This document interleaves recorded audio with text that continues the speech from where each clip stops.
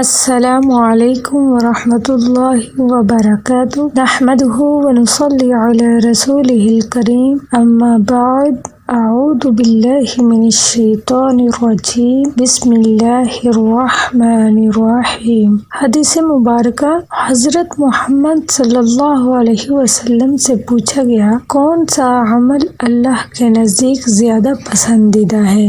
فرمایا، جس پر ہمیشگی کی جائے، خواہ وہ تھوڑی ہی ہو، اور فرمایا، نیک کام کرنے میں اتنی ہی تکلیف اٹھاؤ جتنی طاقت ہے۔ رواہ صحیح بخاری، حدیث نمبر 6465۔ اس حدیث سے ہمیں یہی معلوم ہوتا ہے کہ اللہ تعالیٰ کو وہی عبادت پسند ہے جس پر ہمیشگی کی جائے، جس کو باقاعدگی سے کیا جائے۔ یہ نہیں کہ تھوڑے دن آپ نے بہت ساری نمازیں پڑھی، شراق پڑھی، تہجد پڑھی، بہت سارے وظائف کیے، لیکن کچھ دنوں کے بعد آپ میں وہ طاقت نہ رہی اور آپ نے وہ عبادت کرنا چھوڑ دی، یہاں تک کہ فرض نمازیں بھی آپ نہ پڑھ سکیں۔ تو اس چیز سے اللہ کے نبی صلی اللہ علیہ وسلم نے منع فرمایا کہ اللہ کو وہ عمل پسند ہے جس پر ہمیشگی کی جائے، اگرچہ وہ تھوڑا ہی کیوں نہ ہو، اور اپنی طاقت سے بڑھ کر ہمیں عمل نہیں کرنا چاہیے۔ جتنی ہمیں طاقت ہے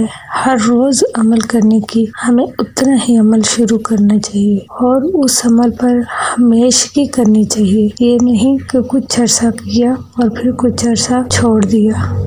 امید کرتی ہوں کہ اس حدیث کا مفہوم آپ کو سمجھ آ گیا ہوگا۔